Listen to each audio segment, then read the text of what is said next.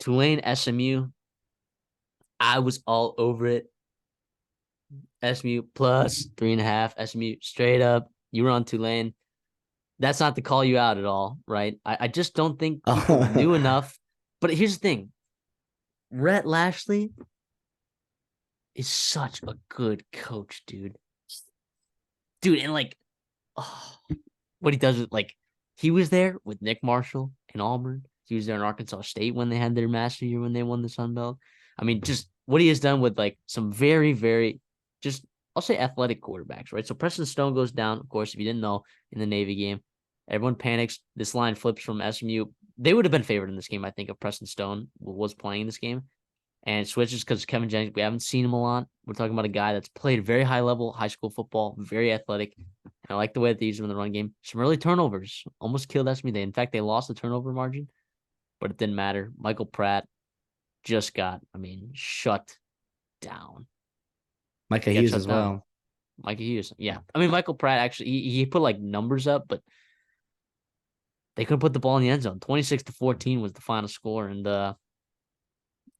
Tulane was at home too, man. Tulane was at home. It hurts, man. It hurts. And Tulane was probably the team that was going to get the New Year's Six bowl bid if they'd won this game. They do not. Neither does Just SMU Liberty. though, which is kind of a bummer because I thought SMU.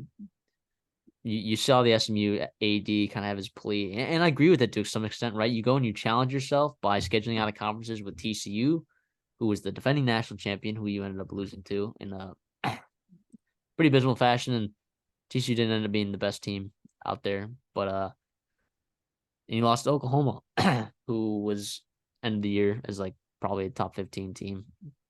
I didn't look at all the college football playoff rankings. Could be pulling on my butt.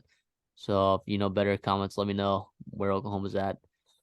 But yeah, dude, Kevin Jennings, man, I was impressed with his athleticism and what he was able to do. Threw two picks. Oh well.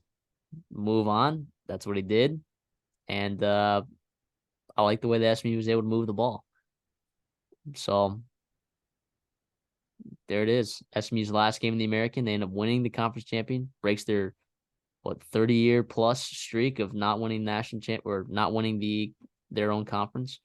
They moved to the ACC next year. Pretty good momentum for Rhett Lashley and the boys over there. And you know what? People like us, right, who are not necessarily old enough to watch SMU in the 80s and 90s. SMU can be a very, very good program, right? And now you move to a power conference, quote unquote, which may not be alive in the next My couple of God. years. Who knows? Uh, but the point is now you have a team that is a G5 team with P5 resources now joining a P5. That's a good recipe for SMU, I believe. And you have great geography being right there in Dallas. I'll say this too, in terms of talent wise, not only like availability, recruiting wise, and like transfer portal like availability, which we've seen Rhett Lashley hit home runs in the transfer portal. They're going to walk in the ACC and be an offer, in my opinion, a top half talented team, right? And like we saw these teams from the AAC go to the Big 12 and really struggle talent wise to compete for an 8-game season there. It's 9 games in Big 10, Big 12 now. Regardless what it is, like SMU is going to walk in and be as talented as at least half the conference, which is pretty darn good and impressive and a nice smooth transition you mentioned to topple onto this momentum they have building with this conference championship, and then hopefully they can add that onto a bowl win. They play Boston College up in Fenway, which is kind of brutal for Boston College. You could stay in Fenway, but SMU I like them to be a little bit more challenged, but I get the way the bowl the bowl tie-ins work out and whatnot, so it's a shame, but yeah. Yeah. And then look, other news, of course, if you're watching this on Monday, we know this now as of Sunday. Willie Fritz will be taking the head coaching job at Houston, which good for him, right? He's going to the P5. He's getting P5 resources there at Houston. I think he has a chance to be really successful there. Tough week for Tulane, right? You lose your conference championship. You lose your head coach. You're likely losing Michael Pratt to the NFL draft. What is Tulane's outlook, for the American next year? Well, when they were hiring Willie Fritz, that program was not very successful. Like it was not in a great No. spot there. The thing is you are in a good area, right?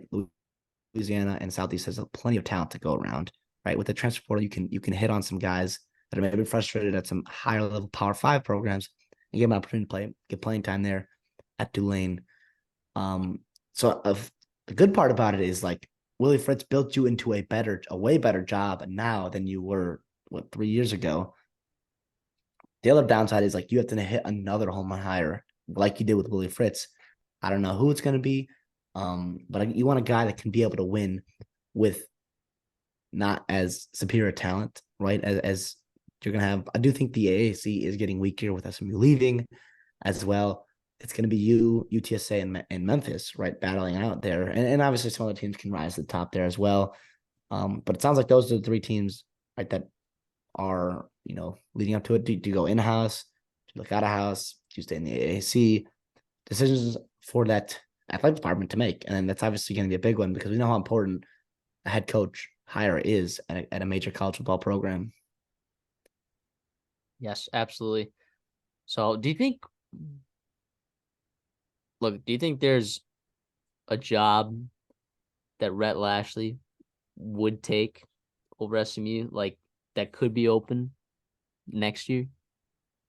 Or do you think because I mean, people were talking about early on, people were talking about him for like A&M job, right? And there were other jobs too. But I was thinking like, dude, this is a Power Five. Like this is now a Power Five job, like a very, very SMU is good a good job. job.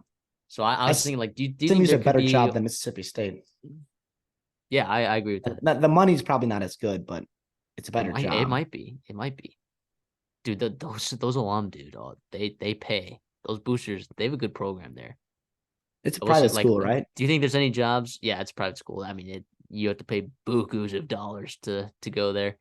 Do you think there's a job that potentially opens up next year that Red Lashley would be on the watch list for? Billy Napier with Florida. Like, dude, Like I I think he just would was be thinking that. I was just thinking that. like that'd be a real. Obviously, Arkansas with Sam Pittman that comes to mind. If what's his of Stoops decides to leave Kentucky, right? For whatever reason, like that's a possibility. To me, he feels like a SEC Big 12, kind of coach. I don't see him quite entering up into the Big 10, although the money's good enough, like people will follow. But I think his ties are just so well known down south that I think he'll stay down there and really work his way up from that, right? In the Big 12, maybe, I don't know. I mean, I really don't. Like SMU is a really good job, I think. And they're going to an ACC conference where they're getting a pay raise, and in an era where NIL matters, like I think they have a pretty darn good NIL situation for a G5 program. And now it's only going to be even better after a conference championship, moving to a higher level conference. Yeah. Yeah. I love it all around for Rhett Lashley. I'm happy for him and happy for this program. I think what college football, like if you're alive back then, right, like you understand, like SMU was awesome. Like obviously before my time, but I read about it, I've heard about it. Like SMU was really, really good. And obviously it's going to help to distribute that talent in Texas if you have another team in state, right, that's playing at a high level that can, pluck maybe a guy or two away from somebody, which just evens out, college football in general.